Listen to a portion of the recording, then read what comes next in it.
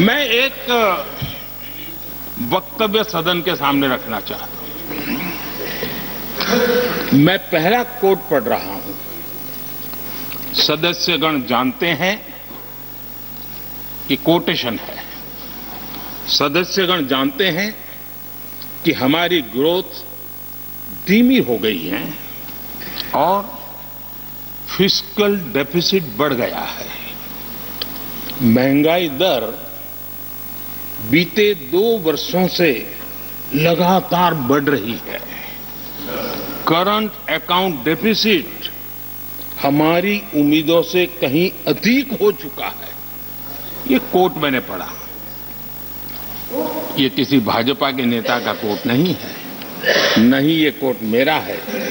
आदरणीय सभापति जी, यूपीए सरकार के 10 साल पर तत्कालीन प्रधानमंत्री आदरणीय पीएम के रूप में रहे श्रीमान मनमोहन सिंह जी ने कहा और खुद के कार्यकाल में कहा। ये हालत थी, उन्होंने वर्णन किया था। आदरणीय सभापति जी, अब मैं दूसरा कोट पढ़ता हूं। देश में व्यापक गुस्सा है। पब्लिक ऑफिस के मिसयूज को लेकर भारी गुस्सा है। इंस्टीट्यूशंस का मिसयूज कैसे होता था, ये उस समय ये भी मैंने नहीं करा। ये उस समय के प्रधानमंत्री पद पर डॉक्टर मनमोहन सिंह जी कह रहे थे। उस समय भ्रष्टाचार को लेकर पूरा देश सड़कों पर था। गली गली में आंदोलन चल रहे थे। अब मैं तीसरा कोट पढ़ूंगा।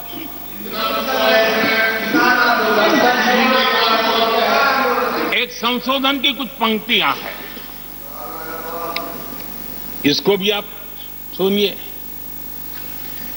टैक्स कलेक्शन में भ्रष्टाचार होता है, इसके लिए जीएसटी लाना चाहिए।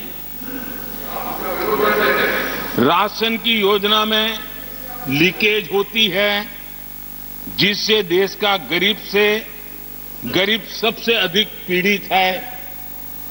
इसको रोकने के लिए उपाय खोजने होंगे। सरकारी ठेके जैसे दिए जा रहे हैं, उस पर शक होता है।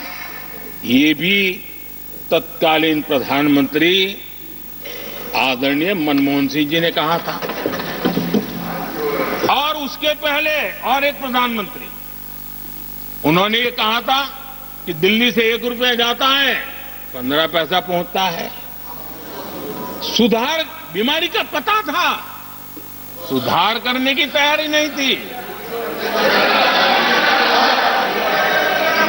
और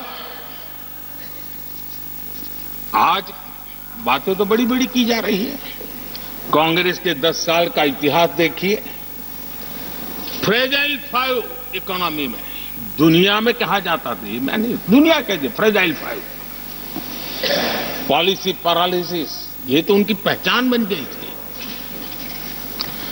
और हमारे 10 वर्ष टॉप 5 इकोनॉमी वाले।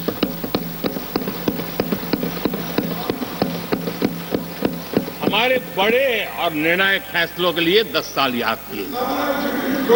आदरणीय सभापति जी, हम उस कठिन दौर से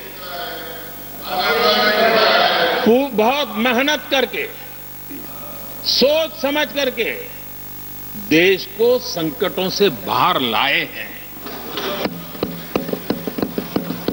ये देश ऐसे ही आशीर्वाद नहीं दे रहा है। आदरणीय सभापति जी, यहां सदन में अंग्रेजों को याद किया गया। Unbecoming conduct. Please continue. No please.